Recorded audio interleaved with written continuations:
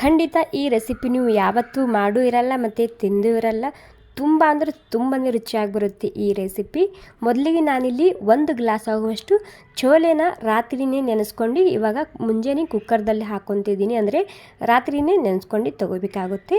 ಇವಾಗ ಕುಕ್ಕರ್ದಲ್ಲಿ ಹಾಕ್ಕೊಂಡು ನಾನು ಒಂದು ಸ್ವಲ್ಪ ತೊಳ್ಕೊಂಡು ಕೂಡ ತೊಗೊಂಡಿದ್ದೀನಿ. ಇವಾಗ ಮತ್ತು ಮುಳುಗುವಷ್ಟು ನೀರು ಮತ್ತು ಒಂದು ಅರ್ಧ ಚಮಚ ಆಗುವಷ್ಟು ಉಪ್ಪು ಹಾಕ್ಕೊಂಡಿನಿ. ಮತ್ತು ಒಂದು ಸ್ವಲ್ಪ ಅರಿಶಿಣ ಹಾಕ್ಕೊಂಡು ಇದನ್ನು ಸರಿಯಾಗಿ ಮಿಕ್ಸ್ ಮಾಡ್ಕೊಂಡು ಒಂದು 3ರಿಂದ 4 ಸೀಟಿ ಹೊಡೆಸ್ಕೊಂಡು ತೊಗೊತಿದ್ದೀನಿ. ಇವಾಗ ನಾನಿದು ಗ್ಯಾಸಿನ ಮೇಲೆ ಎತ್ತಿಟ್ಕೊತಿದ್ದೀನಿ. ಇವಾಗ ಅದು ಸೀಟಿ ಹೊಡೆಯೋ ತನಕ ನಾನಿಲ್ಲಿ ಒಂದು ಅರ್ಧ ಕಪ್ ಆಗುವಷ್ಟು ಒಣ ಕೊಬ್ಬರಿ ತೊಗೊಂಡಿದ್ದೀನಿ, ಅಥವಾ ಒಂದು 5ರಿಂದ 6 ಚಮಚ ಆಗುವಷ್ಟು ಒಣ ಕೊಬ್ಬರಿ ತೊಗೊಂಡಿದ್ದೀನಿ. ಮತ್ತು ಒಂದು 4-5 ಈರುಳ್ಳಿ ತೊಗೊಂಡಿದ್ದೀನಿ. ಇವಾಗ ಮೊದಲಿಗೆ ನಾನಿಲ್ಲಿ ಕಡಾಯಿನಲ್ಲಿ ಒಂದು ಸ್ವಲ್ಪ ಎಣ್ಣೆ ಹಾಕ್ಕೊಂಡಿನಿ. ಎಣ್ಣೆ ಗರಂ ಆದಮೇಲೆ ಒಂದು ಸ್ವಲ್ಪ ದಾಲ್ಚಿನ್ನಿ ಮತ್ತು ಕಾಳುಮೆಣಸು, ಲವಂಗ, ಇಲೈಚಿ ತೊಗೊಂಡಿದ್ದೀನಿ. ಇದನ್ನು ಜಾಸ್ತಿ ಹಾಕೋಬಾರ್ದು ಮಸಾಲ, ಸ್ವಲ್ಪನೇ ಹಾಕ್ಕೊಳ್ಳಿ, ಟೇಸ್ಟ್ ತುಂಬಾ ಸರಿಯಾಗಿ ಬರುತ್ತೆ. ಮತ್ತು ಒಂದು ಅರ್ಧ ಟೇಬಲ್ ಸ್ಪೂನ್ ಆಗುವಷ್ಟು ಜೀರಿಗೆ ಕೂಡ ಹಾಕ್ಕೊಂಡಿನಿ. ಇವಾಗ ಮೊದಲಿಗೆ ಒಂದು ಸ್ವಲ್ಪ ಹಸಿ ವಾಸನೆ ಹೋಗೋ ತನಕ ಇದನ್ನು ಹುರ್ಕೊತಿದ್ದೀನಿ. ಸ್ವಲ್ಪ ಮಸಾಲ ಹುರ್ಕೊಂಡಾದ್ಮೇಲೆ ಇಲ್ಲಿ ಈರುಳ್ಳಿ ಹಾಕ್ಕೊತಿದ್ದೀನಿ. ಉದುದ್ದಾಗಿ ಕಟ್ ಮಾಡ್ಕೊಂಡು ಹಾಕ್ಕೊತಿದ್ದೀನಿ. ಸುಮಾರು ಒಂದು 4ರಿಂದ 5 ಈರುಳ್ಳಿ ಇದೆ ಇದು. ಇವಾಗ ಈ ಈರುಳ್ಳಿ ನಾನು ಹೈ ಫ್ಲೇಮ್ದಲ್ಲಿ ಪೂರ್ತಿಯಾಗಿ ಕೆಂಪಾಗೋ ತನಕ ಇದನ್ನು ಹುರ್ಕೊಂಡು ತೊಗೊತಿದ್ದೀನಿ. ಜಾಸ್ತಿ ಕೂಡ ಹಾಕೋಬಾರ್ದು ಈರುಳ್ಳಿ, 4ರಿಂದ 5 ಸಾಕಾಗುತ್ತೆ ಇದಕ್ಕೆ. ನೋಡಿ ಇವಾಗ ಪೂರ್ತಿಯಾಗಿ ಕೆಂಪಾಗಿದೆ. ಇವಾಗ ನೋಡ್ತಿರ್ಬೋದು, ಮೀಡಿಯಮ್ ಗ್ಯಾಸ್ನಲ್ಲಿ ನಾನು ಹುರ್ಕೊಂಡಿದ್ದ. ಈ ರೀತಿ ಕೆಂಪು ಮಾಡಿಕೊಂಡ್ರೆ ನಮ್ಮ ಗ್ರೇವಿ ತುಂಬಾ ಸರಿಯಾಗಿ ಬರುತ್ತೆ. ಇವಾಗ ಇದನ್ನು ನಾನು ಮಿಕ್ಸಿಯಲ್ಲಿ ಹಾಕ್ಕೊತಿದ್ದೀನಿ. ಓಕೆ, ನೋಡಿ ಎಲ್ಲ ಈರುಳ್ಳಿ ನಾನು ಮಿಕ್ಸಿಯಲ್ಲಿ ಹಾಕ್ಕೊಂಡಾಗಿದೆ. ಇವಾಗ ಅದೇ ಕಡೆಯಲ್ಲಿ ಒಂದು ಸ್ವಲ್ಪ ಎಣ್ಣೆ ಉಳ್ಕೊಂಡಿದೆ. ಇವಾಗ ಅದರಲ್ಲಿ ಇವಾಗ ಈ ಕೊಬ್ಬರಿ ತುರಿದಿಟ್ಕೊಂಡಿನಲ್ಲ ಇದನ್ನು ಹಾಕ್ಕೊತಿದ್ದೀನಿ. ಒಂದು ಅರ್ಧ ಕಪ್ ಆಗುವಷ್ಟು ಹಾಕ್ಕೊಂಡಿನಿ, ಅಥವಾ ಒಂದು 4ರಿಂದ 5 ಚಮಚ ಆಗುವಷ್ಟು ಒಣ ಕೊಬ್ಬರಿನ ನಾನು ಇಲ್ಲಿ ಹಾಕ್ಕೊಂಡಿನಿ. ಕೊಬ್ಬರಿನೇ ತುರ್ಕೊಂಡು ಹಾಕ್ಕೊಂಡಿನಿ. ಇಲ್ಲಿ ನೋಡಿ ಕೊಬ್ಬರಿ ಕೂಡ ಕೆಂಪಾಗಿದೆ. ಈ ರೀತಿ ಕೆಂಪಾಗೋ ತನಕ ಹುರ್ಕೋಬೇಕಾಗುತ್ತೆ. ಇವಾಗ ಇದೇ ಮಿಕ್ಸಿಯಲ್ಲಿ ಹಾಕ್ಕೊತಿದ್ದೀನಿ. ಕೊಬ್ಬರಿ ಮತ್ತು ಈರುಳ್ಳಿ ಎರಡೂ ಕೆಂಪಾಗೋ ತನಕ ಸಪ್ರೇಟಾಗಿ ಹುರ್ಕೋಬೇಕಾಗುತ್ತೆ.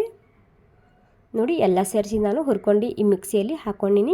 ತಣ್ಣಗಾಗಿದೆ ಒಂದು ಸ್ವಲ್ಪ. ಇವಾಗ ಇದು ಎಲ್ಲನೂ ಸೇರಿಸಿ ಮಿಕ್ಸ್ ಮಾಡ್ಕೊತಿದ್ದೀನಿ. ಈರುಳ್ಳಿ, ಕೊಬ್ಬರಿ, ಒಂದು ಸ್ವಲ್ಪ ಇವಾಗ ನೀರು ಹಾಕ್ಕೊಂಡು ಸ್ಮೂತಾಗಿ ರುಬ್ಕೊತಿದ್ದೀನಿ. ಎಷ್ಟು ಸ್ಮೂತಾಗಿ ರುಬ್ಕೊತಿರಲ್ಲ ಅಷ್ಟು ಸರಿಯಾಗಿ ಬರುತ್ತೆ ಈ ಗ್ರೇವಿ. ಮತ್ತು ನೀರು ಕೂಡ ಜಾಸ್ತಿ ಹಾಕ್ಕೋಬಾರ್ದು, ಎಷ್ಟು ಅವಶ್ಯಕತೆ ಇದೆ ಅಲ್ವಾ ಅಷ್ಟೇ ಹಾಕ್ಕೊಳ್ಳಿ. ನೋಡಿ ಸ್ಮೂತಾಗಿ ನೀರು ಹಾಕ್ಕೊಂಡು ನಾನು ರುಬ್ಕೊಂಡಾಗಿದೆ. ಇವಾಗ ನೋಡ್ತಿರ್ಬೋದು ನಾನು ಯಾವ ರೀತಿ ರುಬ್ಕೊಂಡಿನಂತ. ತುಂಬಾ ಸಾಫ್ಟಾಗಿ ಸ್ಮೂತಾಗಿ ಬಂದಿದೆ ಇದು. ಈ ರೀತಿ ರುಬ್ಕೋಬೇಕಾಗುತ್ತೆ. ಇವಾಗ ಈ ಮಸಾಲ ರುಬ್ಕೊಂಡಾದ್ಮೇಲೆ ಇಲ್ಲಿ ಕುಕ್ಕರ್ ಕೂಡ ಒಂದು 4-5 ಸೀಟಿ ಆಗಿದೆ. ಇವಾಗ ಒಂದು ಸ್ವಲ್ಪ ಚೆಕ್ ಮಾಡಿ ನೋಡಿ, ಸರಿಯಾಗಿ ಬೇಯಬೇಕು. ಗ್ರೇವಿಯಲ್ಲಿ ಹೋದರೆ ಇದು ಬೇಯೋದಿಲ್ಲ, ಹೀಗಾಗಿ ನೀವು ಇಲ್ಲೇ ಸರಿಯಾಗಿ ಬೇಯಿಸ್ಕೊಂಡು ತೊಗೋಬೇಕಾಗುತ್ತೆ. ನೋಡಿ ಈ ರೀತಿ ಕೈಲಿಂದ ಸಾಫ್ಟ್ ಮಾಡಿದ್ದೀರ, ಅದು ಸಾಫ್ಟ್ ಆಗ್ತಿದೆ. ಈ ರೀತಿ ಬೇಯಿಸ್ಕೋಬೇಕಾಗುತ್ತೆ. ನೋಡಿ ಇಷ್ಟಾದರೂ ಸಾಕಾಗುತ್ತೆ. ಇವಾಗ ಇವೆರಡು ತಯಾರಾದಮೇಲೆ ನಾನಿಲ್ಲಿ ಇವಾಗ ಕೊಬ್ಬರಿ, ಈರುಳ್ಳಿ ಹುರ್ಕೊಂಡಿನಲ್ಲ ಅದೇ ಕಡೆಯಲ್ಲಿ ಇವಾಗ ನಾನು ಮತ್ತೆ ಒಂದು ಸ್ವಲ್ಪ ಎಣ್ಣೆ ಹಾಕ್ಕೊತಿದ್ದೀನಿ. ಇವಾಗ ಎಣ್ಣೆ ಕೂಡ ಗರಂ ಆಗಿದೆ. ಇವಾಗ ಮೊದಲಿಗೆ ನಾನು ಈರುಳ್ಳಿ, ಕೊಬ್ಬರಿ ಪೇಸ್ಟ್ ಮಾಡಿ ಇಟ್ಕೊಂಡಿದ್ದೆವಲ್ಲ ಹುರ್ಕೊಂಡು ಅದನ್ನು ಹಾಕ್ಕೊತಿದ್ದೀನಿ. ಅದ್ರ ಜೊತೆಗೆ ಒಂದು ಸ್ವಲ್ಪ ಮಿಕ್ಸಿ ತೊಳ್ಕೊಂಡಿದ್ದು ನೀರು ಕೂಡ ಹಾಕಿದ್ದೀನಿ. ಮತ್ತು ನೀರು ಜಾಸ್ತಿ ಹಾಕೋಬಾರ್ದಿಲ್ಲಿ, ಜಸ್ಟ್ ಒಂದು 4-5 ಚಮಚ ಮಾತ್ರ ಹಾಕ್ಕೊಂಡಿನಿ ನಾನು ಇಲ್ಲಿ ನೀರು. ಓಕೆ, ಇವಾಗ ಒಂದು 2-3 ನಿಮಿಷ ಆಗೋ ತನಕ ಈ ಮಸಾಲ ಹುರ್ಕೊಂಡಿನಿ. ಇವಾಗ ಹುರ್ಕೊಂಡಾದ್ಮೇಲೆ ಖಾರಕ್ಕೆ ಎಷ್ಟು ಬೇಕು ಅಷ್ಟು ರೆಡ್ ಖಾರದ ಪುಡಿ ಮತ್ತು ಒಂದು ಸ್ವಲ್ಪ ಅರಿಶಿಣ ಹಾಕ್ಕೊತಿದ್ದೀನಿ. ಮತ್ತು ಒಂದು 1.5 ಚಮಚ ಆಗುವಷ್ಟು ಧನಿಯಾ ಪೌಡರ್ ಹಾಕ್ಕೊತಿದ್ದೀನಿ. ಇದರಲ್ಲಿ ಧನಿಯಾ ಪೌಡರ್ ಒಂದು ಸ್ವಲ್ಪ ಜಾಸ್ತಿ ಇರಲಿ. ಮತ್ತು ರುಚಿಗೆ ತಕ್ಕಷ್ಟು ಉಪ್ಪು ಹಾಕ್ಕೊತಿದ್ದೀನಿ. ಉಪ್ಪು ನಾವು ಮೊದಲೇ ಹಾಕಿರ್ತೀವಲ್ಲ, ಹೀಗಾಗಿ ನೀವು ಇಲ್ಲಿ ಉಪ್ಪನ್ನ ನೋಡ್ಕೊಂಡು ಹಾಕ್ಕೊಳ್ಳಿ. ಅಂದರೆ ನಾವು ಚೋಲೆ ಬೇಯಿಸುವಾಗ ಹಾಕಿರ್ತೀವಲ್ಲ ಹೀಗಾಗಿ. ಮತ್ತು ಒಂದು ಅರ್ಧ ಟೇಬಲ್ ಸ್ಪೂನ್ ಆಗುವಷ್ಟು ಗರಂ ಮಸಾಲ ಹಾಕ್ಕೊತಿದ್ದೀನಿ. ನೀವು ಇದ್ರ ಬದಲಾಗಿ ಕಿಚನ್ ಕಿಂಗ್ ಮಸಾಲ ಇತ್ತಂದ್ರೆ ಅದು ಕೂಡ ಹಾಕೋಬೋದು. ಇವಾಗ ಮಸಾಲ ಹಾಕಿದ ಮೇಲೆ ಒಂದು 2 ನಿಮಿಷ ಆಗೋ ತನಕ ನಾನು ಹಾಗೇ ಹುರ್ಕೊತಿದ್ದೀನಿ. ಇವಾಗ 2 ನಿಮಿಷ ಆದಮೇಲೆ ಇದಕ್ಕೆ ಮುಚ್ಚಿಡ್ತಿದ್ದೀನಿ.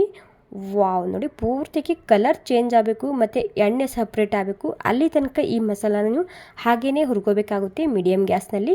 ಇದು ಇನ್ನೂ ಒಂದು 2 ನಿಮಿಷ ಆಗೋ ತನಕ ನಾನು ಹುರ್ಕೊತಿದ್ದೀನಿ.